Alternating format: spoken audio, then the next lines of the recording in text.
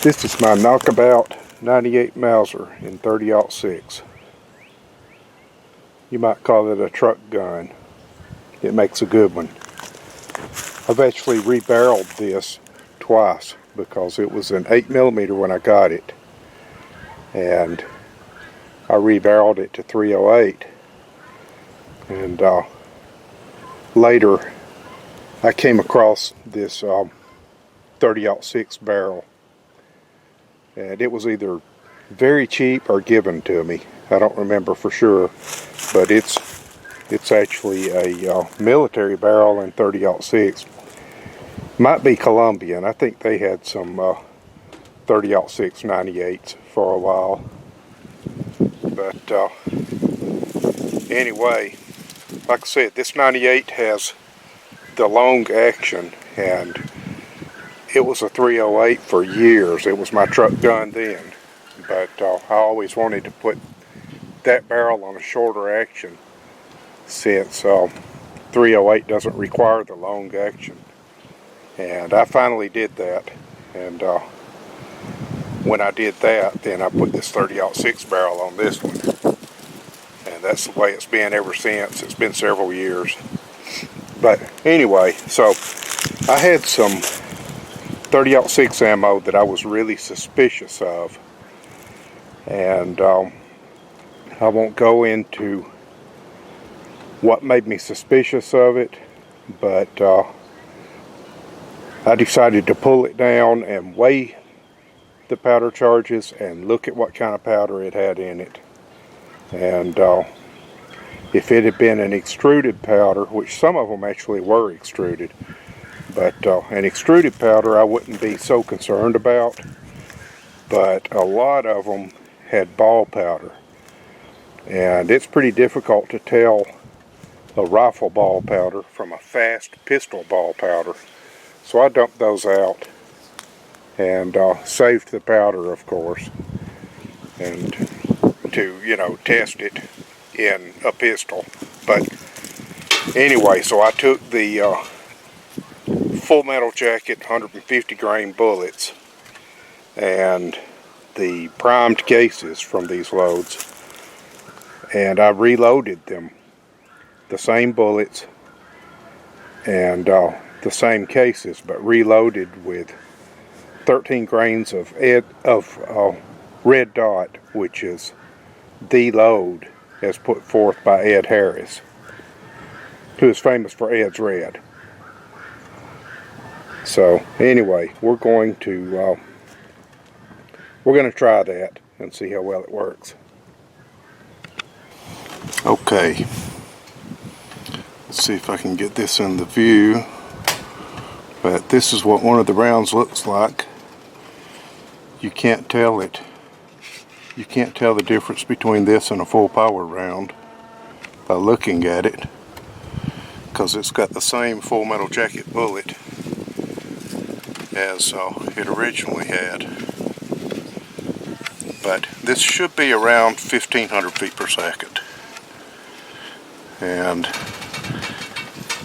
I'm shooting at some water-filled milk jugs on the backstop, which is about 85 yards from here.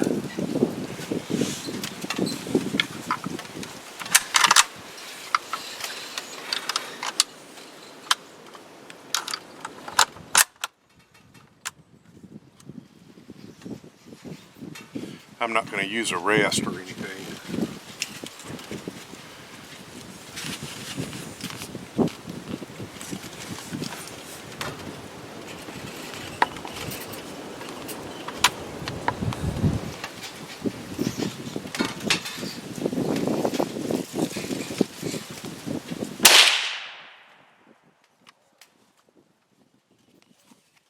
Well, I hit the first one, and that felt good.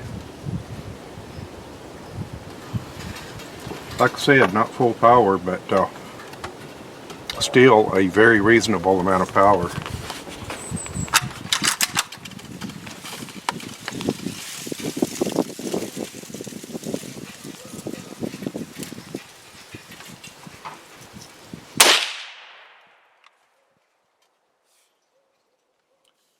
grazed it.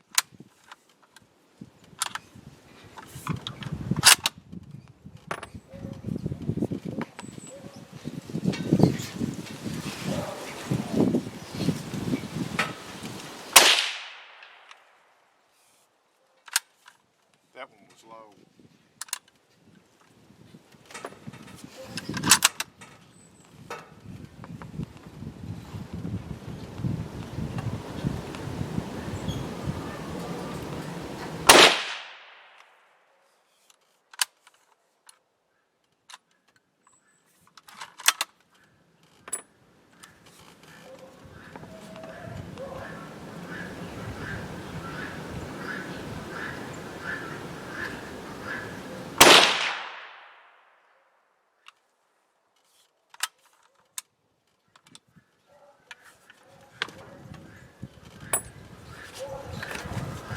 Okay, well anyway, the peep sight is not set to exactly the same point as the original military rear sight, and I was looking through the peep sight and using the military sight, so I don't know. Might have done better to use the peep sight because it might be more well sighted in, but anyway, it seems to be doing reasonably well. At least, you know, it fired reliably, and I'm not sure what, that one was pretty corroded, and I'm not sure what year these were made. I haven't really looked very closely at them, but that one says 77, I think. No, it says Lake City 57. That's what it says. So that should be fine, but some of these might be corrosive. I don't know. Corrosive primers. So that one had a Sharpie line drawn across the base. And when I pulled these down, 2 or 3 of them didn't have any powder at all in them, so that certainly let me know that they had been tampered with. But anyway, it worked fine with Ed Harris's deload. So I'll be loading some more of those. I would like to try that with some Solo 1000 and start lower, of course, and maybe work my way up. Start lower with cast bullets, because I don't want to take a chance of sticking a jacketed bullet in the bore. But because Ed had thoroughly tested these with both cast and jacketed bullets, I didn't have a concern about sticking a bullet in the bore. But like I said, I would like to try it with Solo 1000 and work up to it and see if it works as well as Red Dot, because I have a reasonable amount of Red Dot, but it's kind of difficult to replace right now.